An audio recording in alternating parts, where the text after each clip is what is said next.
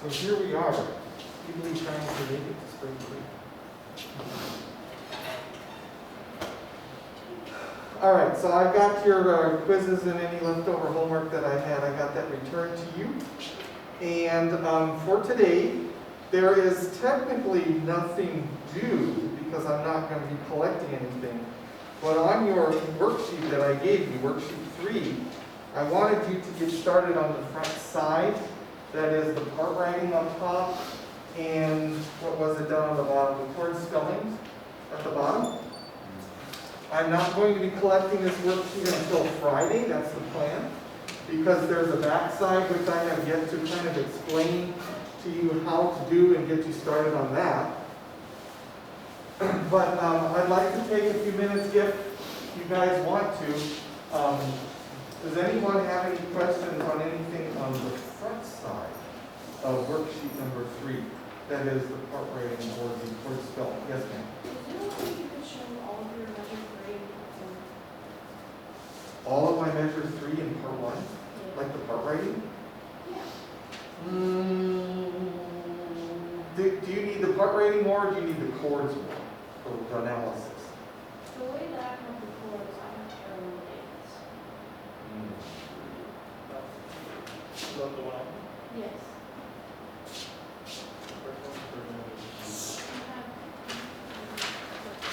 Let's see what I can do here.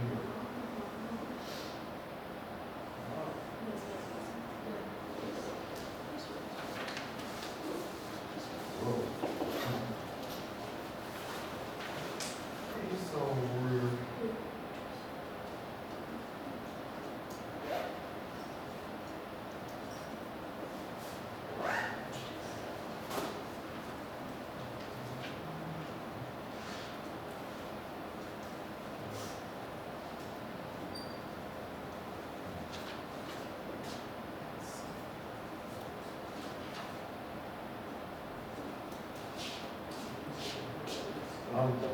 by the way, the opening, what is the opening key of this D minor, and where do we modulate?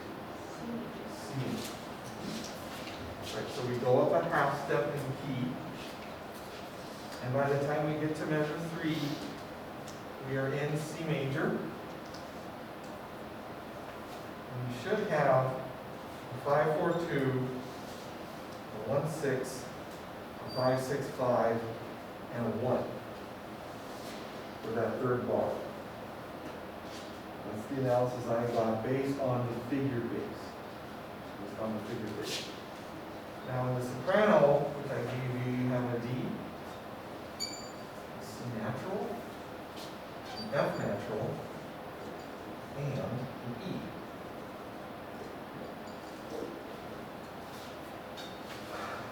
Based on, again, where you're coming from in the prior chord, in the prior measure.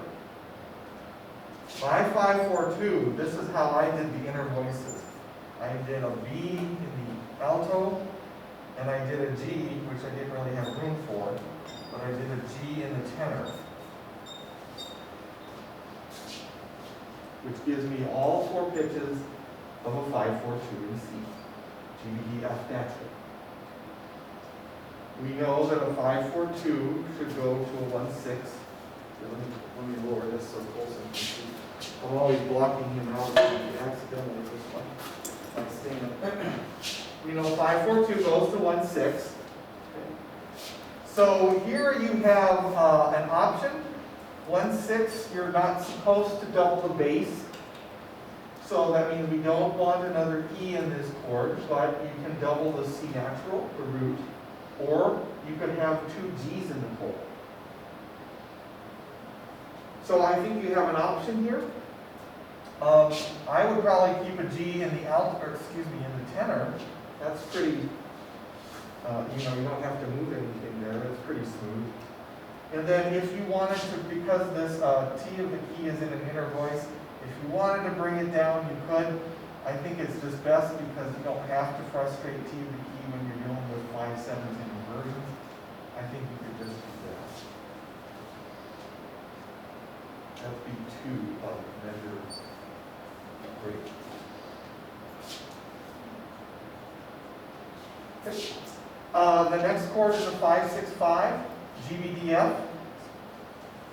I'm going to keep the G in the tenor again. Yeah. I think on my computer, the bass note is a D. Yeah, that's it. It's a 5/4. Oh. But I'm working from an old one. Sorry about that. Thank you. I'm working from an old one. Okay. So 5-4-3. I would probably still use a G here. And then I would use a B right there.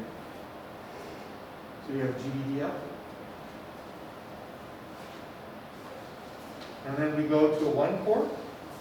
So I would go keep G in the tenor, and I would bring the B up a half step, and you probably would need a natural on the C. How's that looking for you? Exactly what Well, I kind of like that you have the D in the bass. I had a B, and it wasn't going to work out too smoothly in the inner voices, but this makes it work out a little better. Oh, hey, look at that. Mi, re, do. 1, 6, 1. I love it when a plan comes together. So that's probably, I probably gave out more information than I should have or needed to on this measure. But, you know, since you asked and we're here, sure. Does that help with the part writing for that? Good. Any other questions before we go on? Yeah. Should I stay with you? Okay, the one in G minor. That's certainly a valid question.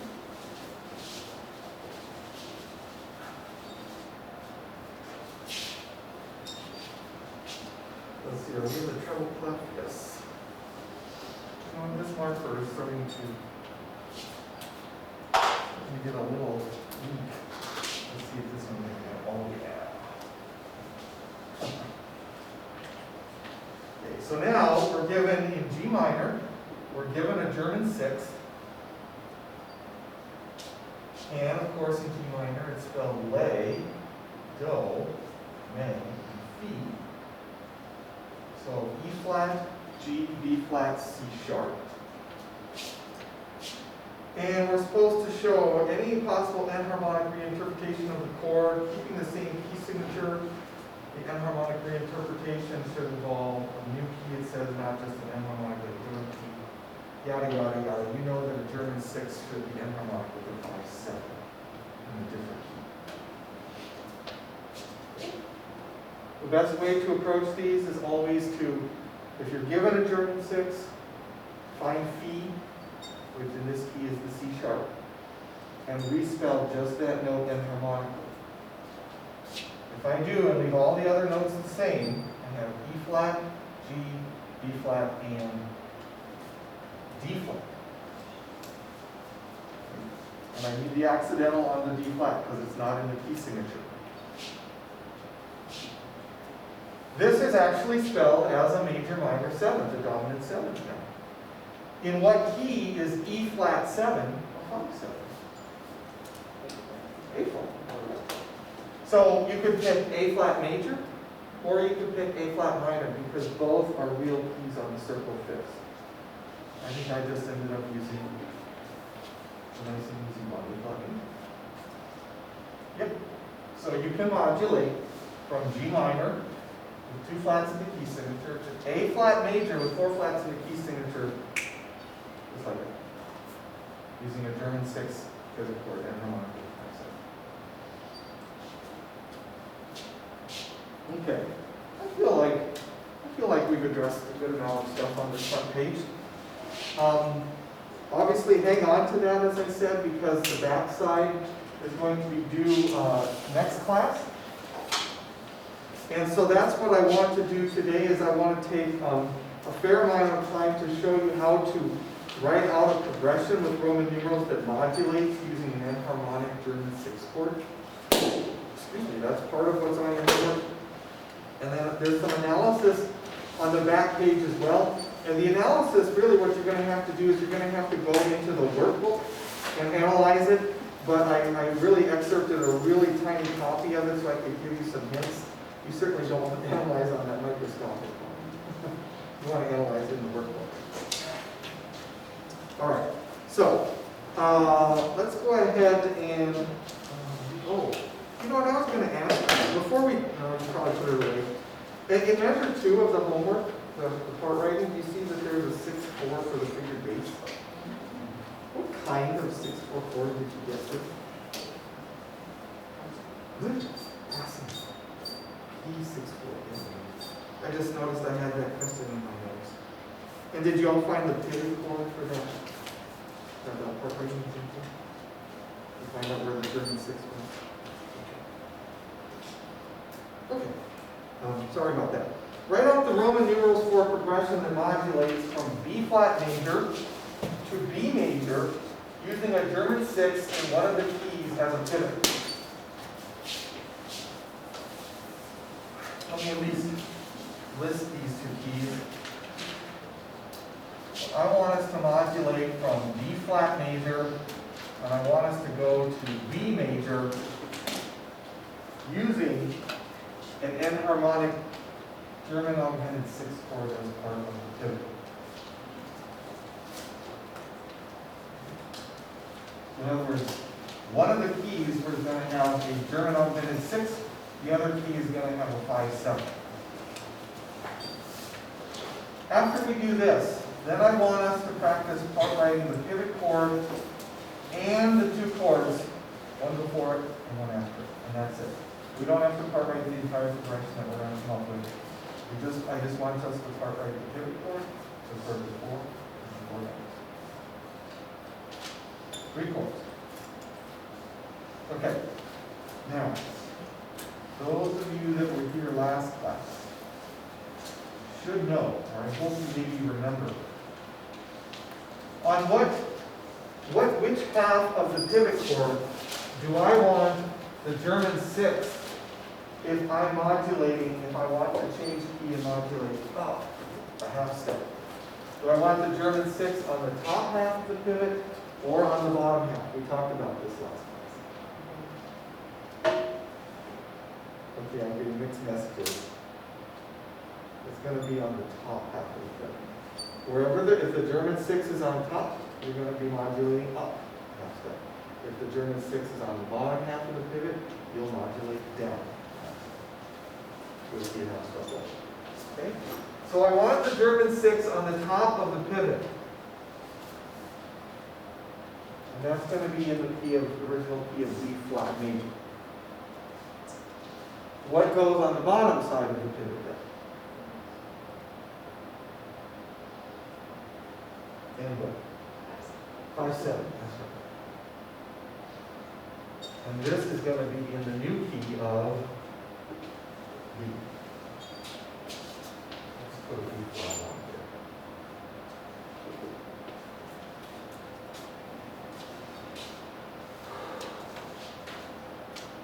When I ask you to come up with a progression of Roman numerals that modulates, generally, where in the progression do I ask you to place the pivot chord? Do I ask you to place it at the very beginning or at the very end? No, approximately where? In the middle, yeah. That's a good rule of thumb, same thing here. So I'm going to say this is about the middle of my progression. I'm going to get some chords that exist and work in B flat major to support the first key. Then I'm going to come up with some chords that follow the 5-7 in B major to enforce and support the second key. To help establish both of those keys. All right, now from last, it's not from last semester, from last unit, we learned what chord that contains a law or lay in the bass should come before. 4-6, right? Good. I would use it. And since we're on a major key, it's going to be a major 4-6.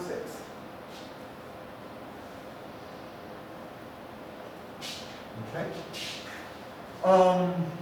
How about, just to fill out, I know in the first key I should start with a 1 always. So how about a chord right in between these two How about I do, since I'm a stickler for these things, 5, 4, 2, or 4, we go to 4, 6. And I like to use chromatic chords when possible. Not too many, maybe, but I like to use them. Because we know 5, 4, 2 always goes to a first inversion something. First inversion, whatever. Okay. So, let's finish off with some chords that would support or help establish the second key. And just for the sake of argument, I've got some here. These are pretty standard chords. I went from 5, 7 to 1, and then I did basically a well-formed progression after the 1. I did 2, 6, 5, 1, 6, 4, 5, 7, and 1.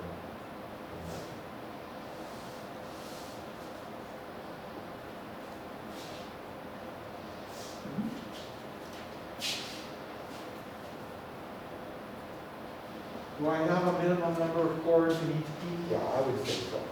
I've got 1, 2, 3, 4 in the first key, and then about 6 in the second.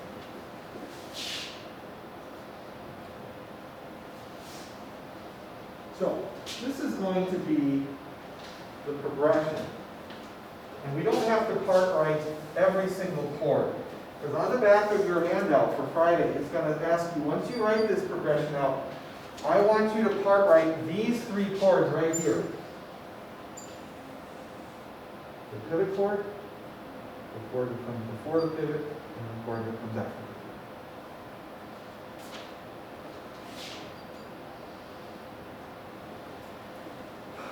pivot. All right, let's start doing that over here. My original key is B flat major, so I'm going to put in a key signature for B flat major.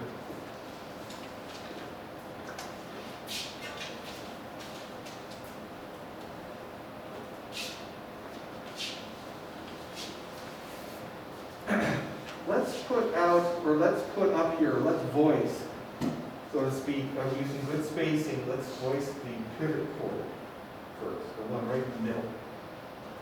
Now, think about this. You can only have the pivot chord technically, it can only be spelled correctly in one of the 2 keys. I mean, when you think about it, you can only have, we're either going to spell it as a German 6 in B flat, or we're going to spell it as a 5, 7 in B. I'd like to spell it as, let's just, for the sake of argument again, let's spell it as a German 6 would be spelled in B flat. Okay? In B flat. And that's going to be, let's just put it right here. I'm not worried about rhythm so much.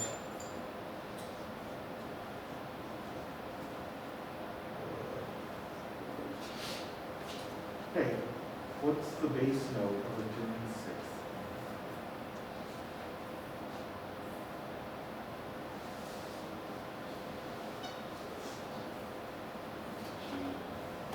Okay, G what?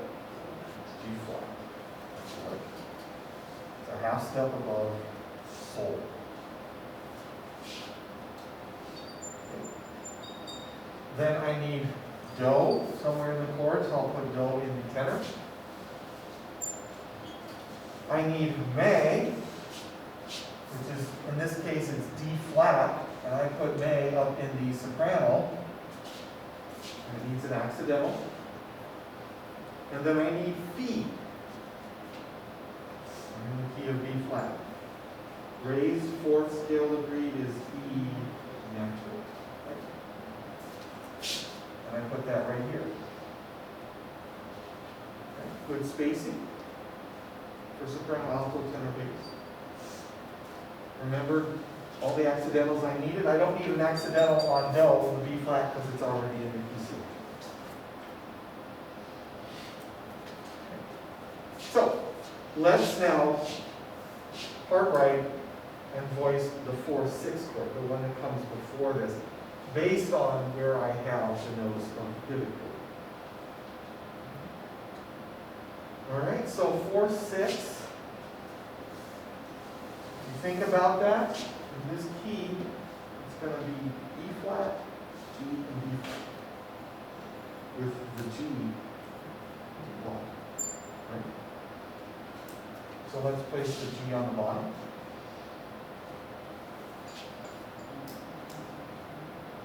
Okay? B flat in the tenor, E flat in the alto, and I guess I have maybe a couple of choices here. I don't think I'm going to put, I mean, by the way, first of all, I'm going to 6. What's the doubling rule for a major 4/6 chord? You may double any pitch in the chord. But does it seem sensible for me to double the G and have a G either in the soprano here or way up there? No, that's just too far away from the soprano note we're going to. B flat would work, and yeah, E flat looks really close. So I can double the E flat. Is that spacing okay? Boy, this is not too hard. All right, now we have to part right the chord that comes after the pivot, and that's a 1 chord in B. And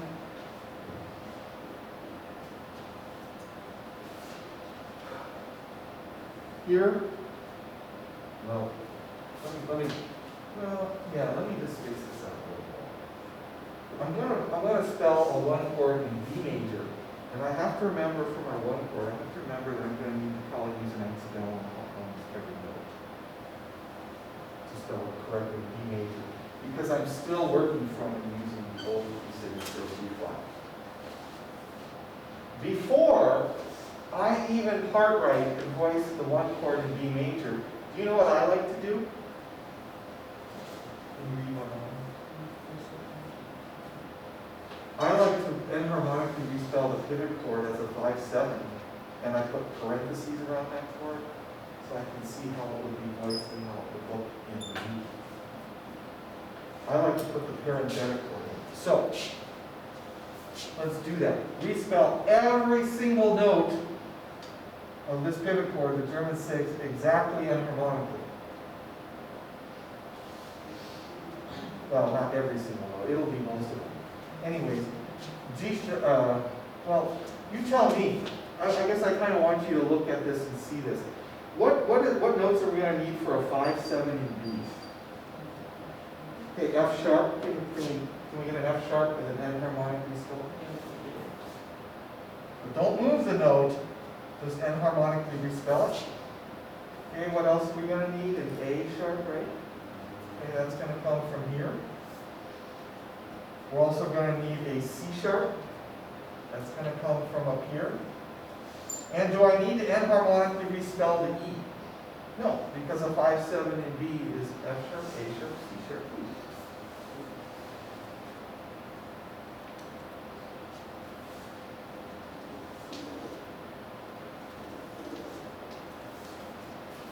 Well, those are some sad looking parentheses, but they'll do.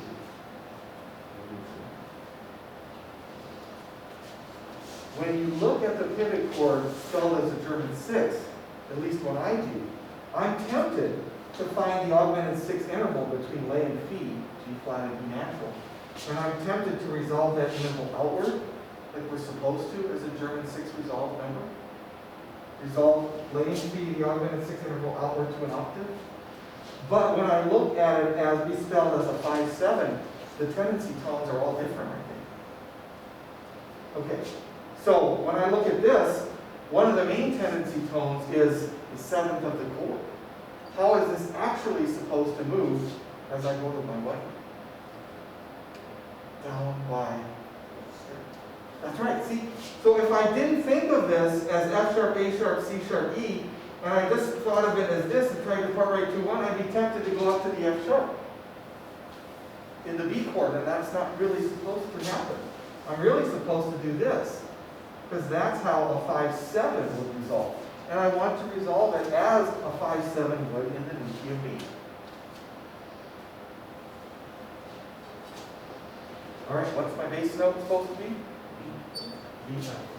Yep, B natural, thank you. Don't forget the accidental.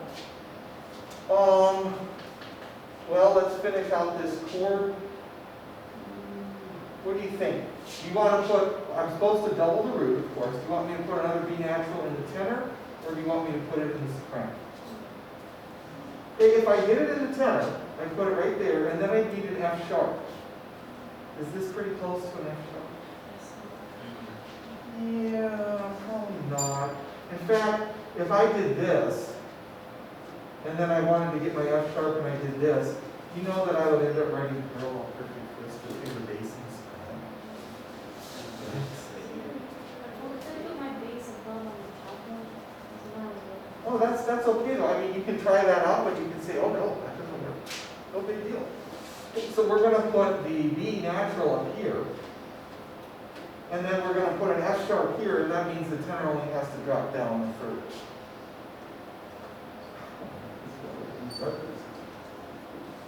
And I need an accidental lightning on every single pitch. Everything's still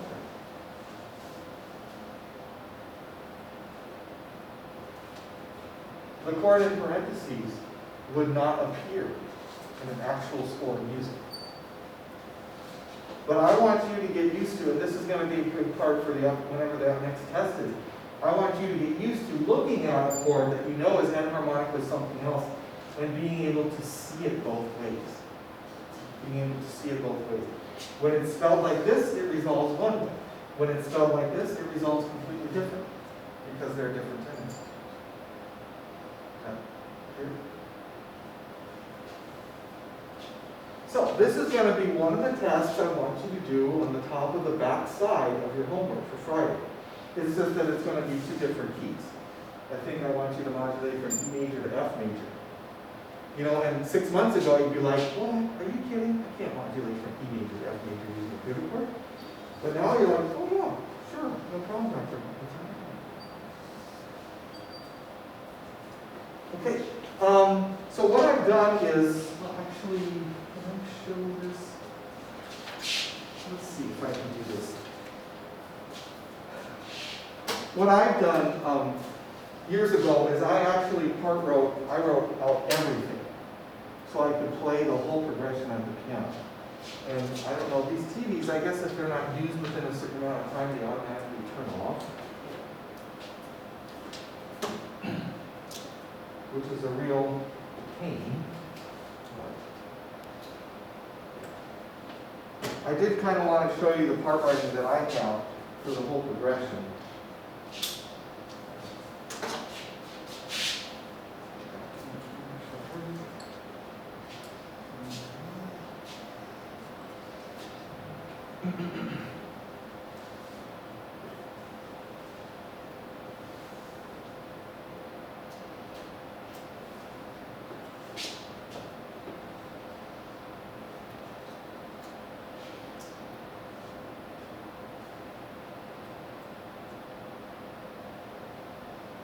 Yeah, this is just on a piece of staff paper. So it's not good.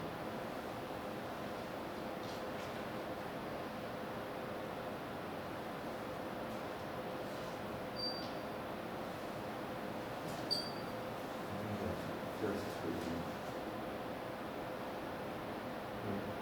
Do you see the center of this progression is what we just part righted? Do you see my pivot chord? You see the parenthetic spelling of the pivot chords to see how it functions and behaves in the new key. Here's the one chord that it resolves to, and there's the 4/6 that we wrote before. So that's all good. And then I part wrote the rest of these chords outside of the box so that I could get the complete progression. Because I wanted to hear how smooth can it sound to go from B flat major to B major just using one pivot chord.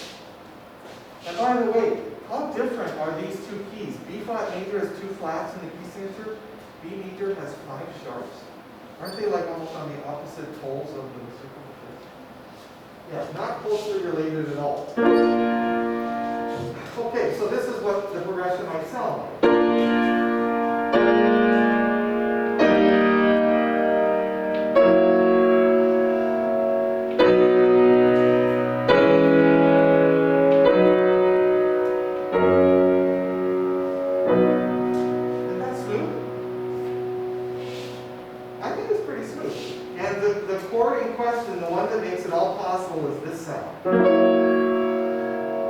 Because I could resolve it like this as a 1/6/4 in B flat, but I did not. I resolved it as a 5/7 in B and go to this.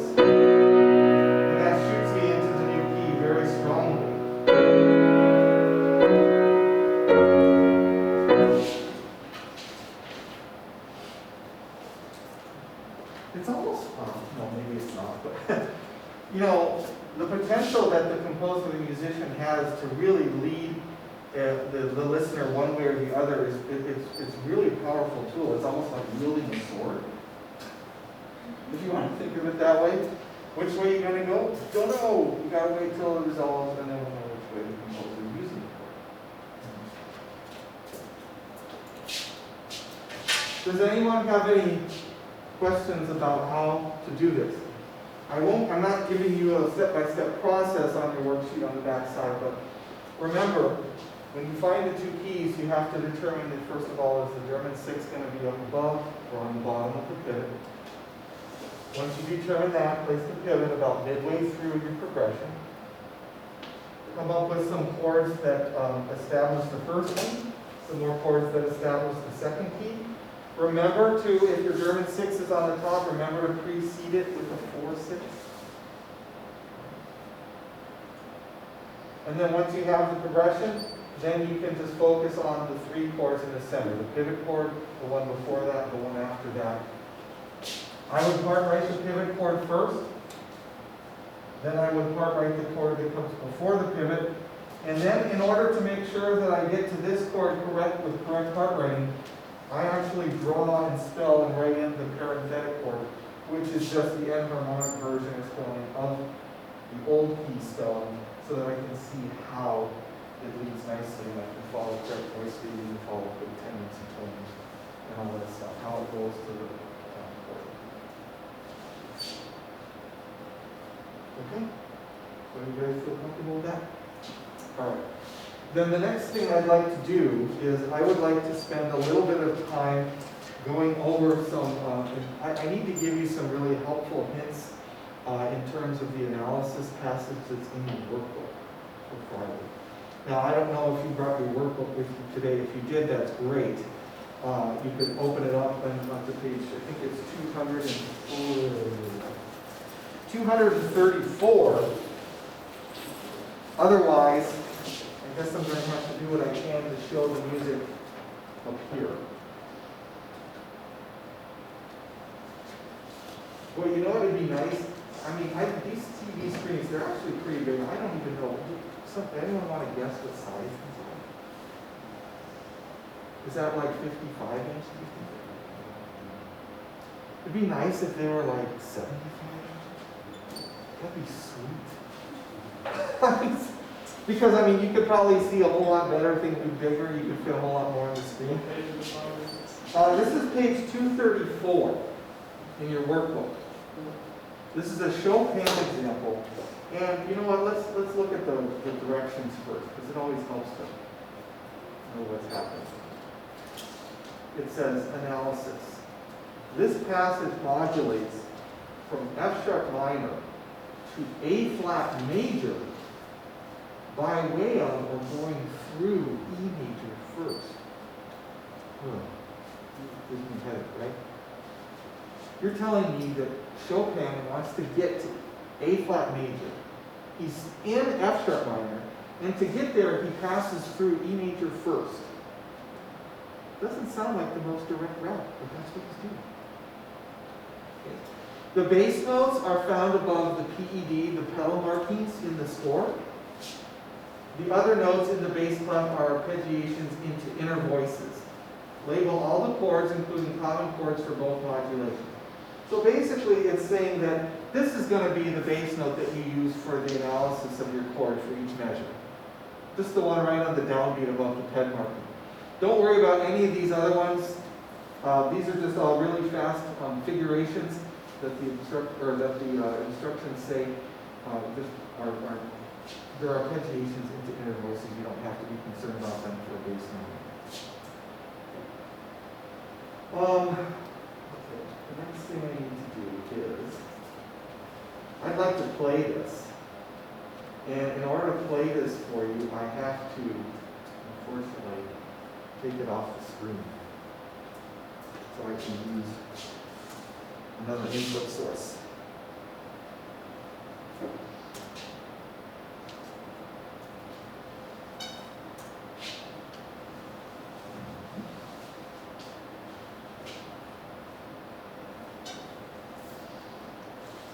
Let me connect to the Wi-Fi.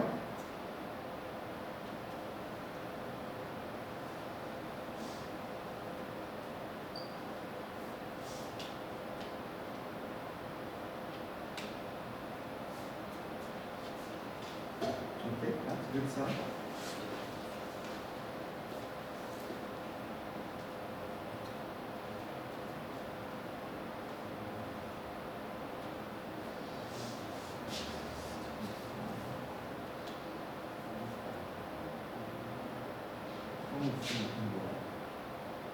All right, here we go.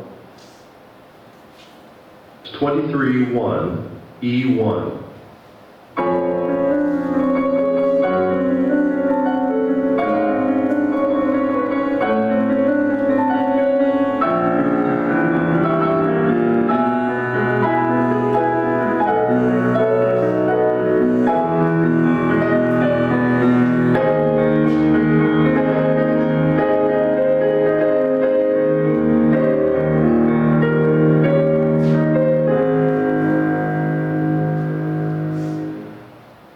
I don't know, I mean, try to picture wherever Chopin was living at the time in the early 1800s, he's probably just going wild with the piano.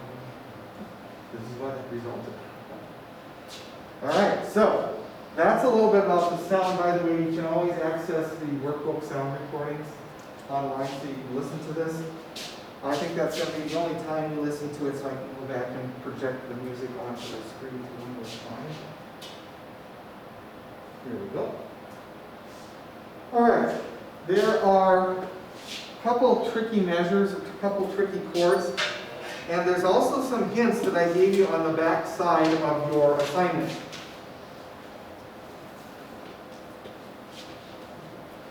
One of the hints is talking to you right about, it points to this middle measure in the second system, measure 45. Right there.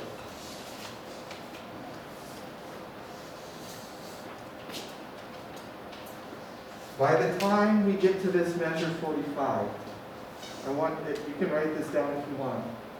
We have already modulated to E major. By the time you get to measure 45, you're already in a different key than you started. You've gone from F sharp minor to E major already. And you should be able to find the pivot chord on your own in a measure prior somewhere. But looking at measure 45, I want us to discuss how would we analyze this harmony in E major? Because that's going to be one of the things you have to do. You've got to give a Roman numeral for this whole measure, and it's going to be in E major.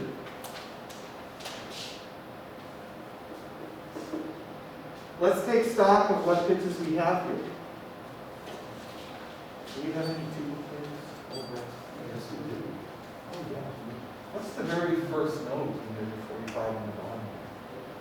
Yeah, it's an A sharp. Okay? Yes. Now we can't have enharmonic arguments. Okay, there's another note in there, it's a C sharp. Oh, you can't see the key signature, but there's there's 4 sharps in the key signature. What else do we have in that measure? An E.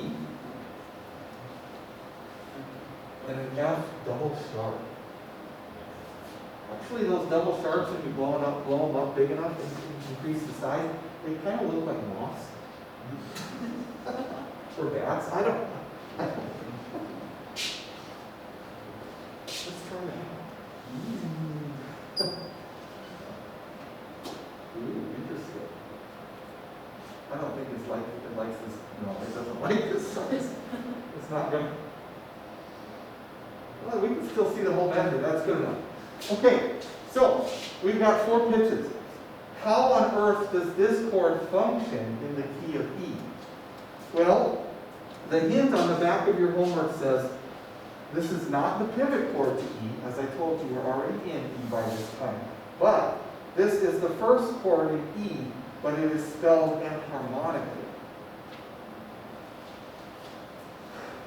If you look at this, if I were to move the F sharp or F double sharp down here, The only way I can make sense of this chord is to say that, well, this is a fully diminished seventh sound. Maybe it could be a 7 of.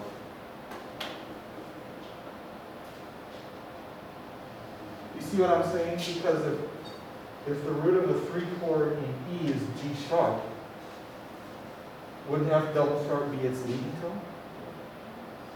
So it kind of makes sense like that, but that's a real nasty chord. And it doesn't go to the 3 chord in E either. So we got to figure out, there's something that's spelled enharmonically in this chord that we have to change to make it make more sense in the key of E. And really the way that we're going to do this, find out how it works in the key of E, is we're going to respell the F double sharp enharmonic. Leave the other notes the same. What is the respelling of F double sharp? Just plain, not G flat, but just plain G, yeah, right? Okay, now look at the chord. A sharp, C sharp, E, G, a fully diminished 7th chord with A sharp on the bottom. That could be a 7 of what in the key of E if this is the lead? Of B, right? If A sharp, the leading tone to B, and what Roman numeral does B? That makes a lot more sense. So for measure 45, I would analyze that as a 7 diminished 7 of 5. And I think if it doesn't go to a 5, it goes to a potential 6-4 or something that makes sense. But I think this one's really tricky, right? One of the notes is Chopin just spells it erratically. He spells it incorrectly for our purposes. So just think of F double sharp, and harmonically we think of it as G, and now the chord A sharp, C sharp, E, G, that can be analyzed as a secondary leading tone chord in the key of E. Would you ever come up with this on your own? I don't know. Maybe. Okay, the last thing we need to talk about is measure, I don't know what measure it is, 48.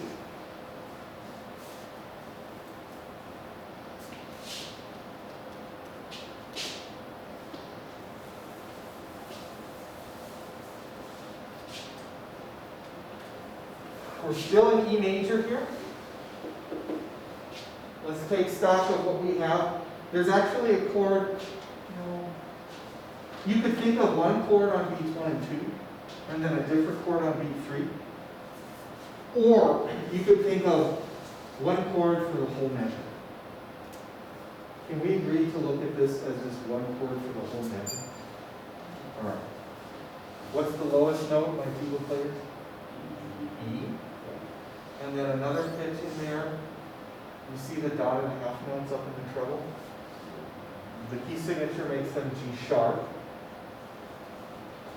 And then down in the bass, we have some B's going. And then we're including every note in the measure except for one. See that 8th note, D sharp? I'm going to call that a passing tone. But I am going to count the D natural as part of my chord.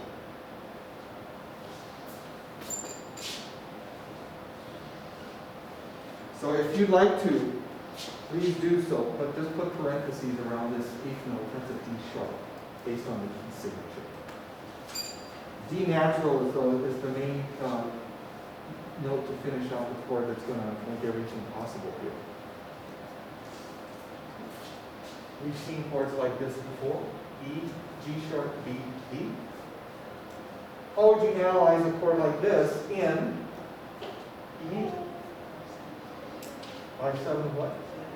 4, yeah, I would agree.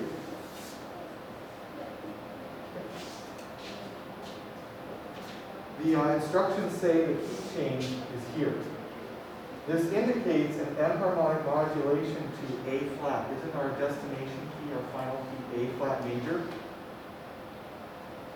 Well, we've got a dominant 7. Which note do we typically respell in order to turn it into a German 6? the seventh of the chord, right? We normally respell the seventh of the chord. So that would get us to E, G sharp, B, C double sharp. Is that going to get us to, well, what key is this a German sixth in? G sharp. But we want to get to here. You see how those two keys are enharmonic? Okay, so what could I do to the spelling of this chord to make it make sense in G flat? Enharmonically respell everything, right? So F flat, A flat, C flat, D F. This is the same sound as this, which means we can say that this is indeed can function as a German sixth in the final key of this class. For me, I don't know, for me, I think this is like, wow. I think this is way cool. It actually makes sense, it's logical, it makes sense, it's true, it can work this way. You just have to kind of filter your way through it. Is not E, G sharp, B, and D, is not that enharmonic with F flat, A flat, C flat, and D, which is a German sixth in A flat. And Chopin will resolve it just as a German sixth would in A flat. Where would the German sixth go? You imagine.